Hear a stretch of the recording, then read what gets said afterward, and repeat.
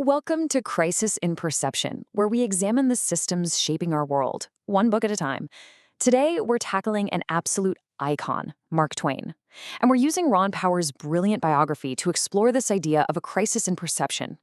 It's this fascinating thing where our view of a famous person, a single individual, can totally hide the massive system that created them. So yeah, we're not just talking about the man, we're talking about the success machine that built his celebrity. Okay, so this is the image we all have in our heads, right? Mark Twain, the singular genius, the totally self-made man with a pen, who single-handedly steered the entire course of American writing.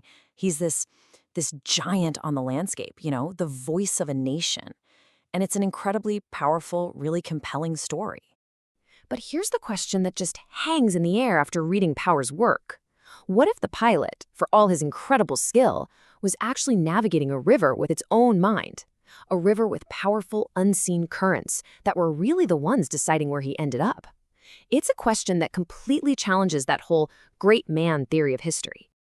And that brings us right to our central metaphor for this whole explainer, the pilot and the river. Honestly, this is the key to unlocking this whole crisis and perception thing. Where we get so focused on the individual that we completely miss the powerful forces that are actually guiding them.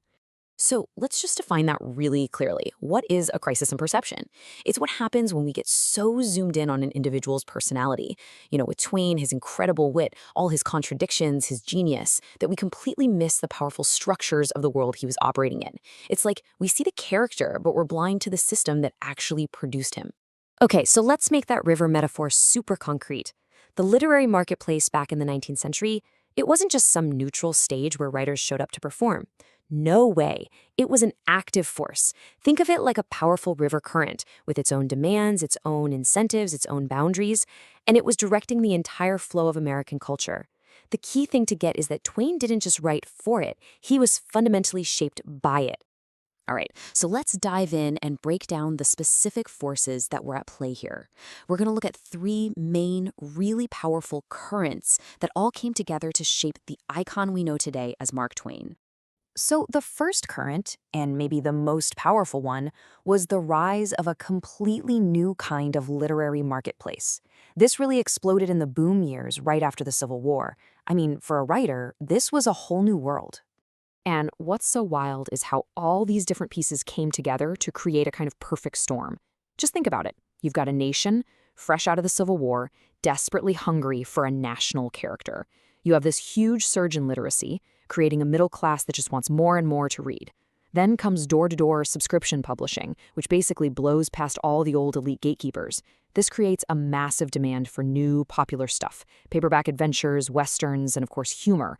All of a sudden, a writer could break through on publicity and pure charisma, not just their fancy pedigree. The whole system was just perfectly primed for a voice like Mark Twain's to emerge. Okay, current number two. This one wasn't just about what you wrote. It was about who you were. Or maybe more accurately, who the public perceived you to be. The whole system started rewarding the performance of a public persona.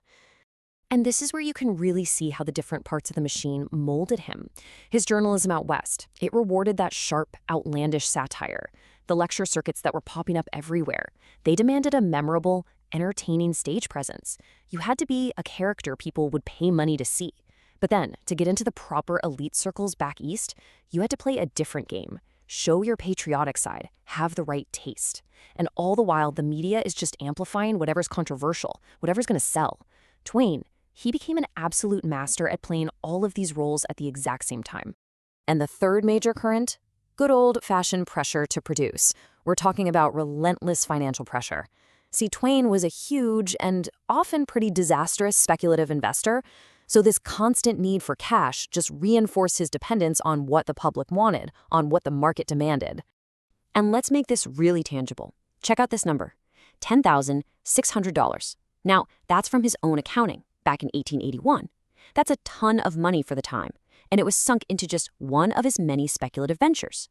This was the kind of money he was throwing around on things like the infamous Page typesetter, which would eventually bankrupt him. So this wasn't just some side hobby, right? It was a massive financial drain that meant he always had to be producing, always had to be selling to stay afloat. And listen to this quote from Twain himself. It shows you just how aware he was of the game he was playing. He says, I have a good, reliable audience in this country, and it is the biggest one in America, too. So a novel from me alone would be a good deal in the nature of a literary event. I mean, listen to that. He's not talking like some high-minded artist. He's talking like a brand manager. He knew his audience was a market, a huge one, and that his name, the Mark Twain brand, was an event. He saw his work as a business because the system he was in absolutely demanded it. So, okay, with all these currents pushing and pulling at him, how did Twain handle it? Well, he wasn't just some passive log floating down the river. No, he was an active, absolutely brilliant navigator. And when you look at him through this lens, all of his famous contradictions, they start to look less like simple personality flaws and a lot more like very rational responses to the conflicting pressures of the system itself. And this right here just captures that tension perfectly. On one side, you have Twain the reformist. We know from Power's biography that he really wanted to write a new kind of literature, something that would take on the great moral questions of the time. But on the other side, you have Twain the marketer. Because when he collaborated on The Gilded Age, a book that came out of that very desire, it was also a project they explicitly described as being aimed at the market. It was both. It was art and product. It was reform and revenue. And that's the tightrope he had to walk for his entire career. So what's the big takeaway from all this? It really is about shifting our focus. It's about moving from just looking at Twain's character to seeing the underlying structure he was working within. Was Twain a genius at piloting the boat? Absolutely, no question. But it was the river, the system itself, that shaped his journey and ultimately decided his destination. Because, in the end, Mark Twain's career really wasn't an accident. It wasn't some fluke. It was the logical, almost inevitable, output of a system designed specifically to reward a particular kind of voice, a specific persona, and a certain kind of product. He was the perfect man for a success machine that was basically just waiting for someone exactly like him to come along. And all of this leaves us with one final big question for today. If the 19th century marketplace was a river made of newspapers, lecture circuits, and subscription books, what are the powerful currents shaping our creators today? Are they social media algorithms, streaming platforms, venture capital? And maybe more importantly, who are the pilots navigating that new river? The next time you look at one of our modern cultural icons, ask yourself, are you really seeing the pilot or are you just seeing the river?